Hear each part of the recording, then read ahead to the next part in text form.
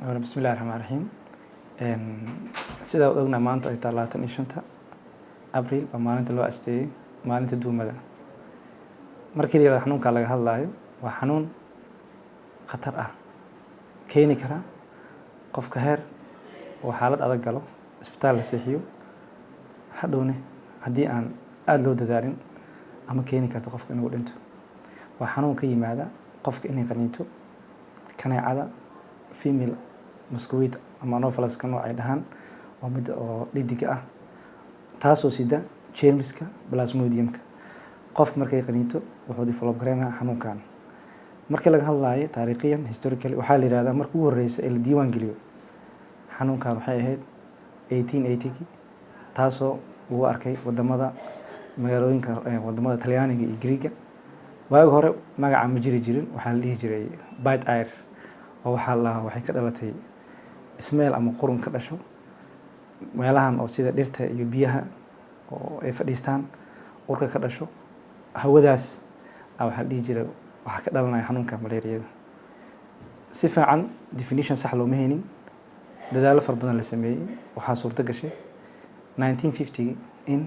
1960 in loo helo in la ogaado sida saxda ay xanuunkan ugu dhaco ama nature waxay u yaqaanaan taasoo ah in xanuunkan hawi wax la mid isku gudbinay ay gudbiso factor loo yaqaano female anopheles taasoo keenaysa in qof xanuunka qabo markay soo qaniinto in qofka kale ay gudbiso marka xanuunkan waa xanuun ku yimaada in this factor kan oo kaneecada dhidiga ah in oo sida germski inay qaniinto qof aan xanuunka qabin sidaas oo ku qaada marka xanuunka duumada xanuun oo faafo waaya laakiin faafitaankii oo laba qof isku tagtay iyo taabashii wax ku faafo ma ahan iyo hawo markasto waxa u dhaxeeya factor kaneeca ah dhidiga ah oo qofkii xanuunsanaa markay qaniinto ay ka soo qaado qof fiyo ay u geynayso qofkii fiyo marka sidaas oo xanuunku soo gaaraa marka waa xanuun laakiin faafitaankiisa udub dhaxaad ay u tahay kaneecada nooc dhidiga ah taasaana keenayso malaariyada level ka leedahay adduunyada waa la qaybiyaa wadamadeena tropicalka waxaa lagu tiriyaa wadamada endemiga ah means bulshada inta badan riski ugu jira inay develop gareeyaan mar haddii biyo wasaqaysan ay jiraan kaneecadii joogto bulshada uu saameyn karaa soo markasto qof kastoo naga mid riski ugu jiraa laakiin dhicitaanka waa in la helaa factorkaas haddii anaga kaneecado germska sida ay qaniinto waxaan hay risk ugu jirnaa inaan develop gareyn xanuunkaas soo bulshada qatar ugu jirta xanuunkaas wadankeena waxaa lagu tiriyaa wadamada ugu badan ee laga diiwaan geliyo kiisaska malaariyada ah cudurkan weli waxaan ku jirnaa qaybihii oo sidee lagu kala qaadaa markii laga hadlayo sidoo ku yimaada waa sidaa sheegnay waa germs ka dhasha qaniyo kaneeca dhidiga ah qofka ay qaniinto taasoo sida germskan oo loo yaqaan plasmodiumka ah especially sporozoidka markay sido qofka markay kaneecada qaniinto cycle uu galaa oo qofkii waxay tagaysaa beerka waxay maraysaa sexual reproduction waxa la dhaho erythrocytic phase lahaa kadib waxay soo gelaysaa RBC oo marka qofka calaamadaha uu yeelanayo marka meeshaas replication ku sameynay gametes ay noqonaysaa gameteskaas haddana kaneecadii qaadayso gadka ama calooshi kaneecadu ku koraa wuxuu isku bedelaa sporozoid oo waxa lagu keedinaa saliivada kaneecadii marka haddana sido saliivadii waxay qaniinaysaa qofka haddana fiican soo marka cycle-kii saasuu ku socdaa saasayna ku timaadaa markasto qofkii xanuunsan toos uma gudbi karo qof caafimaad qabo waa in kaneeca qaniintaa cycle ay martaa kadib qofkii uu gudubtaa saasuu ku imaadaa marka malaariyada markii laga hadlayo horaan u sheegnay waxaa dhan waa xanuun oo germskaas uu keeno waa xanuun laga hortagi karo lana daaweyn karo ka hortagga wuxuu ka wanaagsan yahay daaweynta sidee loo hortagi karaa ka hortagiisa dhowr qeyb la fiiriyaa laakiin laba ugu muhiimsan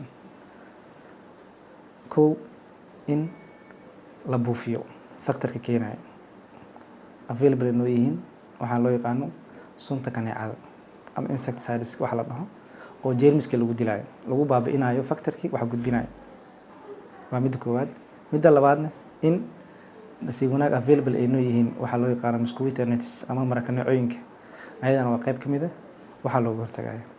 waxyaabaha kale soo hoosgalaya waxaa kamid ah meelaha biyaha fadhiisiga oo kale, ayadana waa qayb ka mid ah ka hortagga. dadka ku nool wadamada xanuunkan uusan ka jirin ama uu reydkiisa aada ugu yaryahay ee soo aadaya meelaha xanuunku ku badan yahay oo sida sub-Sahara Africa iyo ama wadamada kuleelaha la isku yiraahdo tropical countrieska ama subtropicalka, qofku markuu soo aadayo ka imaanaya meelaha ay ku yar tahay waxay soo siiyaan wax la yiraahdo ka hortag. nasiib wanaag waxaa mar dhow la soo saaray talaalkii wadamada qaar Africa sida Ghana, Kenya oo kale, waxaa lagu guuleystay in dad la siiyo dooska koowaad. marka ka hortagga intaasaan kusoo koobi karaa, aada u badan yahay laakiin intaasaa ugu muhiimsan. wadamada Soomaaliya markii laga hadlaayo waxaa lagu taliya wadamada oo endemic la yiraahdo malaria deegaanka ku tahay dhirtii biyihii wasaqeysnaa factorkii wax kasta waa noo joogaan. soo marka wadankeena waxaa lagu taliyaa wadamada oo endemic ah. xanuunkaana bulshada wuu ku dhacaa, bulshada dadka aada u liitana u badan yahay, ilmaha yararka ah 5 sano ka yar, ilmaha dhashay iyo hooyooyinka uurka leh iyo dadka la nool xanuunada raaga macnaha xanuunada faafa sida AIDS wax la mid dadkaas marka ugu badan xanuunadan uu saameeyaa. soo marka Soomaaliya wadamada waxay ka mid tahay oo endemic ah oo lagu tiriyo aad ugu badan yahay, meelaha ugu badan adduunyada laga record gareeyay kiisaska ugu badan qayb ay ka tahay. waxaa reportka ugu dambeeyay sanadka hore waxaa la sheegay adduunka laga diiwaan geliyay in ka badan 247 milyan oo case oo ah xanuunkan la ildaran malaria ah. halka dhimashada ama waxa uu yaqaan mortality ay ahayd 647 qofood 619 qofood oo kun macna 619 kun oo qofood ahayd. soo marka waa dareemi kartaa marka wadamada laga diiwaan gelin waxaa kamid ahayd wadankeena Soomaaliya. sida hore u sheegan malaria waa xanuun bulshada u sameeyeen laakiin si isku mid ah uma saameeyo. waxaa la yiraahdaa hooyada uurka leh, ilmaha yar yar 5 sano ka yar iyo ku dhalanka yar oo ah infantiska ah maalmaha dhalan iyaga aada u daran. oo qofkii haddii aysan helin daryeel ama baaritaan degdeg ah iyo daaweynta aysan helin waxay keeni kartaa in waxa ugu hore ay keenayaan waxaa waa in dhiig yar ay dhacdo, hooyadii dhiig la'aan ay u dhimato, ilmihii si la mid ah. wuxuu kaloo keeni karaa ilmaha yarka oo kale neefsiga xaggiisa inuu culays u keeno. waxay kaloo keeni kartaa haddii qofkii aan laga daaweynin waxaa loo yaqaano maskaxda inay gaarto oo loo yaqaano cerebral malaria, taasoo khatar u ah aada u daran, dhimashadeedana aada u daran tahay. soo marka dadkaas aan sheegno caruurta, hooyada uurka leh waa dadka ugu daran ee xanuunkan uu aad ugu daran yahay. waxaana soo saddexeeyo dadka la nool xanuunada sida HIV AIDS oo kale, ayagana waxay khatar ugu jiraan saameyntiisa in uga bato dadka aan dhibkan qabin ama da'dan ahayn. calaamadaha way badan yihiin malaria-da, laakiin qofka waxyaabaha u horeeya lagu arkaayo waxaa kamid ah qandho zaa'id ah aada u daran, madax xanuun iyo waxay u yaraan jeelis ama qabow yar. saddexdaas lagu arkaa qofkii. waxa soo raacay afqaraarkii, murqihii qofka xanuunayo, waxa soo raacay qofkii tabardaro zaa'id ah inuu dareemo, raashin qaadashada oo yaraato. hadhow haddii dhibkan uu sii socdo waxaa imaanaya in dhiig cagaartaan oo kale. jantaas waxaa lagu yimaado in jeermiskii cerebral malaria waxa la keento qofkii hadhowta kuma u galo. haddii ay sii socdaan qofkii xaaladii sii darnaato heer qofka kuma u galo ilaa kama dambayso xanuunka uu geeriyoodo ay gaari kartaa.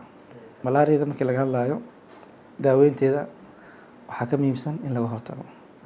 haddii ka hortagi la waayo oo xanuunka imaado daaweyna loo baahanaa. daaweyntana waxaa loo baahan yahay markasto in xanuunka la sheego oo nooc uu yahay, qofka in la baaro oo la yiraahdo xanuunkaasaa qabtaa lagu diagnose gareeyo malaria. daaweynta marka waxay kala tahay mid qofkii calaamadihiisa maalinta ay yihiin OPD loo daaweyn karo iyo qof xaaladiisa aada u daran tahay oo u baahan in isbitaal la seexiyo. OPD inta badan waxaan choice gareynaa kuwartan daawada ee dhahaana inta badan siinaa based on weight-ka qofka.